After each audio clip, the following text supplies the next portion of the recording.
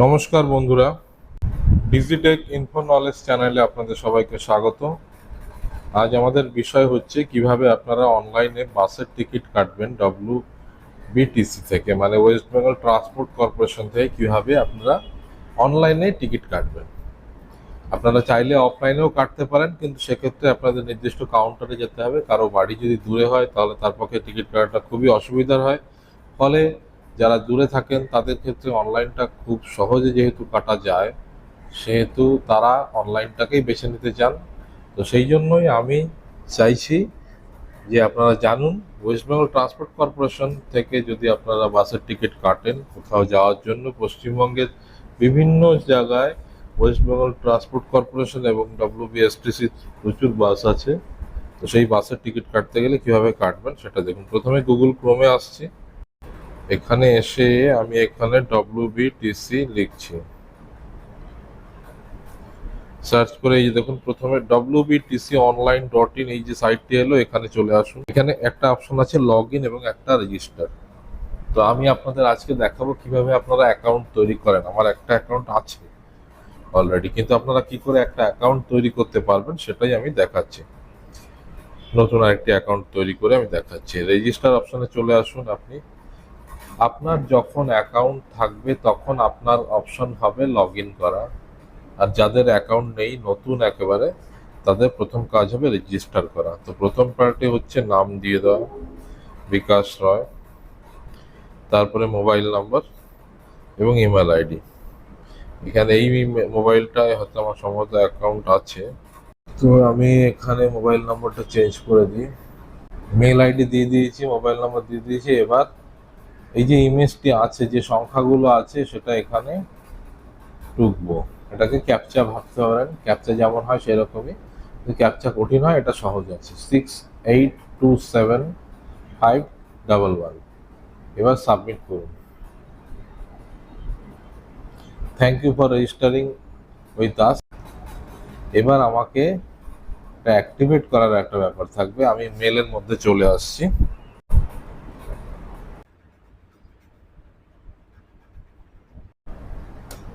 স্প্যামের মধ্যে এসছি, দেখুন এরা অরিজিনাল জায়গায় পাঠায়নি, পাঠিয়ে দিয়েছে স্প্যামের মধ্যে, ওই জন্য খুঁজে পাচ্ছিলাম না। যাই হোক, thank you for registering with us, click on to activate your account. এবার এখানে ক্লিক করে অ্যাক্টিভেট করুন অ্যাকাউন্টটা।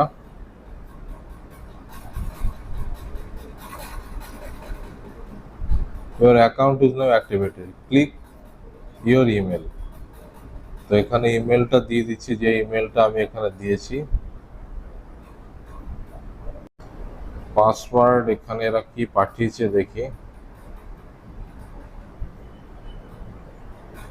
আরেকবার দেখে আসতে হবে। After you activate your account you will get your log in credential. তো এখানে তো কোনো পাসওয়ার্ড দেখছি না, তাহলে অ্যাক্টিভেটে চলে আসি। Your account is already activated. Password দিয়ে অ্যাক্টিভেট করতেও দিচ্ছে না। তো এখানে ফরগেট পাসওয়ার্ড করি।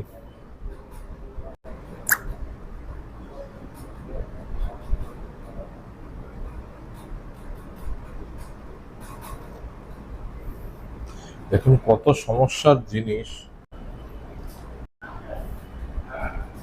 এইটা পাসওয়ার্ড, এই পাসওয়ার্ডটিকে আপনি কোথাও লিখে নিন।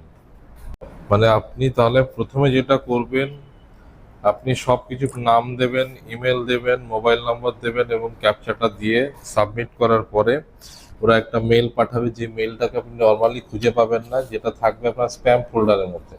স্প্যাম ফোল্ডারের মধ্যে এসে দেখবেন সেখানে কিন্তু আপনার পাসওয়ার্ড থাকবে না। আপনি আবার যাবেন, অ্যাক্টিভেট করবেন অ্যাকাউন্টটা অ্যাক্টিভেট করার পরে এখানে আবার ফরগেট পাসওয়ার্ড মারবেন, তারপর ওরা একটা পাসওয়ার্ড পাঠাবে।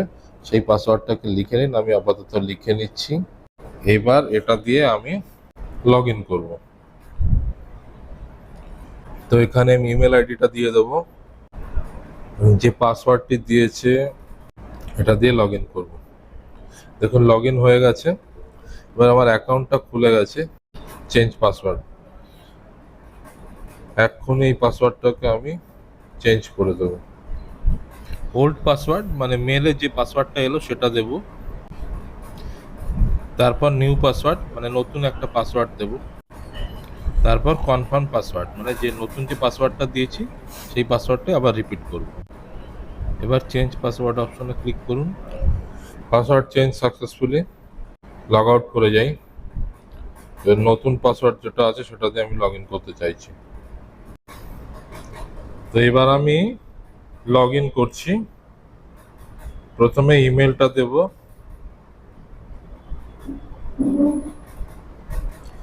তারপরে পাসওয়ার্ড, যে পাসওয়ার্ডটা আমি নতুন ক্রিয়েট করলাম সেই পাসওয়ার্ডটা দিয়ে দেব।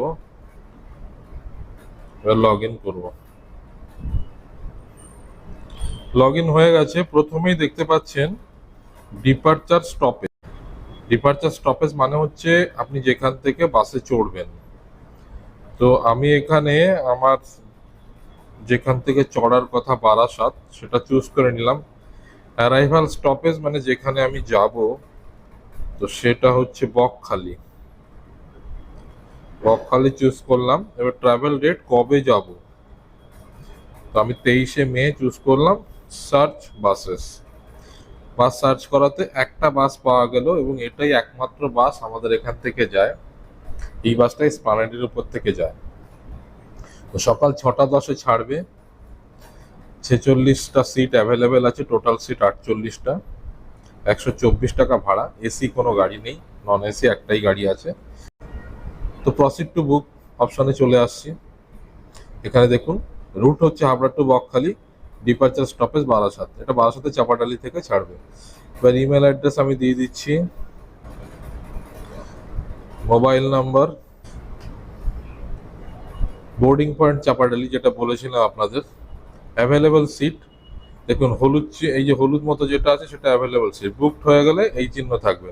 আর ব্লক সিট মানে লাল দেওয়া আছে ব্লক সিট, এই সিটটা ব্লক করা আছে। তার মানে হচ্ছে এইখানে ড্রাইভার কেবিন, এইটা সম্ভবত কন্ট্রাক্টরের সিট হবে। আচ্ছা, হ্যাঁ। আর এইটা হয়তো কোনো হেল্পার টেল্পার, মানে গাড়িতে তো দুজন সহযোগী থাকে, একজন টিকিট কাটেন, একজন ড্রাইভার গাড়ি চালাচ্ছেন, তো এটা হয়তো তাদের সিট হবে। এটা ব্লক সিট, এই দুটো সিট হয়তো বুকিং হবে না। আর এই মুহূর্তে বুক সিট কিছু দেখতে পাচ্ছি না, তো আমি এখানে বুকিং অপশনে চলে আসছি, সিট চুজ করছি। প্রথম দিকে নেওয়াই ভালো। 6টার বেশি সিট সম্ভবত বুক করা যায় না একবারে, দেখা যাক আরেকটা করি। না, হচ্ছে না। To book more tickets please log in again, আর একবার লগ ইন করতে বলছে। তো আপাতত 6টাই আমি চুজ করলাম। জানলা আমি রাইট সাইড নিলাম। যাওয়ার সময় খুব সম্ভবত রোডটা বাদিকেই থাকবে মোস্ট প্রবাবলি। তো ডান দিকের সিটগুলো নিলাম। এখানে নাম দেব। তো প্রত্যেকটা প্যাসেঞ্জার মানে আমার এখানে 6জন প্যাসেঞ্জার, প্রত্যেকের নাম, জেন্ডার এবং বয়সগুলো ফিল আপ করে নিই। তাড়াতাড়ি করে নিচ্ছি।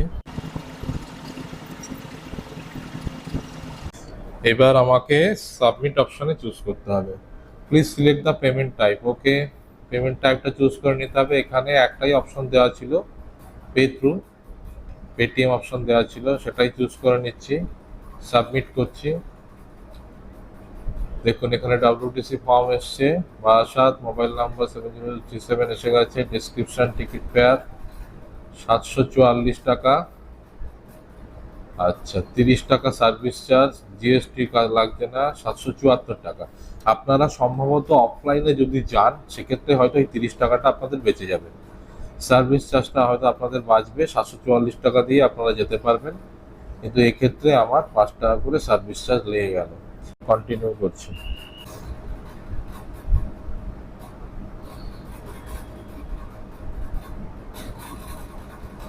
দেখুন পেটিএম এর অপশনে চলে আসলে এবার চাইলে আপনি ইউপিআই অপশন চুজ করতে পারেন, বা মোবাইল দিয়ে পেটিএম এ লগ ইন করেও করতে পারেন, নেট ব্যাংকিং করতে পারেন, সব অপশন আছে। তো আমি ইউপিআইতেই চলে যাচ্ছি, সহজ হয়ে যাবে। ইউপিআই অ্যাপ চুজ করে নিচ্ছি। গুগল পে, ফোনপে যা খুশি করতে পারি, আমি ফোনপে করে দিলাম।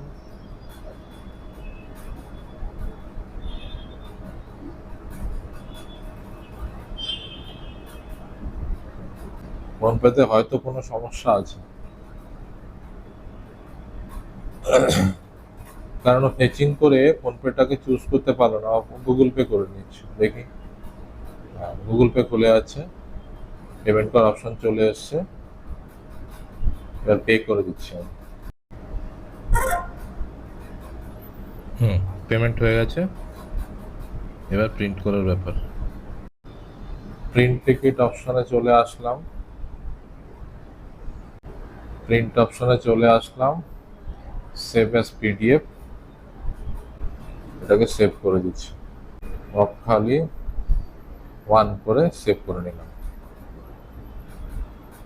হয়ে গেল সেভ। তো এইভাবে আপনারা টিকিট কাটতে পারবেন। যদি 6 জন থাকে তাহলে 6 জন একটা টিকিটে 6টা টিকিটই কাটতে পারবেন, আর একাধিক যদি থাকে তাহলে আপনাকে একাধিকবার লগ ইন করে টিকিট কাটতে হবে। তো এই হচ্ছে ব্যাপার, সহজ পদ্ধতি। প্রথমে আপনাকে রেজিস্ট্রেশন প্রক্রিয়া কমপ্লিট করতে হবে। এখানে উল্লেখনীয় বিষয় এটা যে রেজিস্ট্রেশন যখন করবেন আপনারা যে মেলটি পাবেন বা কনফার্মেশন যে পাসওয়ার্ড আসার যে মেলটি, সেটি কিন্তু নর্মাল ডেলিভারি যেখানে হয় জিমেলের, সেখানে থাকবে না, ওটা স্প্যাম ফোল্ডারের মধ্যে আসে। স্প্যাম ফোল্ডারের মধ্যে যে আপনারা পাসওয়ার্ডটি দেখবেন বা যেটা আসবে সেটা দিয়ে আপনি অ্যাকাউন্টটাকে অ্যাক্টিভেট করে নেবেন। অ্যাক্টিভেট হয়ে গেলে লগ ইন করবেন, চুজ করবেন জায়গা, ডিস্টেন্স, কোথা থেকে কোথায় যাবেন, পেমেন্ট করবেন, কমপ্লিট। Thank you. ভিডিওটি যদি ভালো লাগে তাহলে অবশ্যই চ্যানেলটিকে সাবস্ক্রাইব করবেন, শেয়ার করবেন, লাইক করবেন, কমেন্ট করবেন।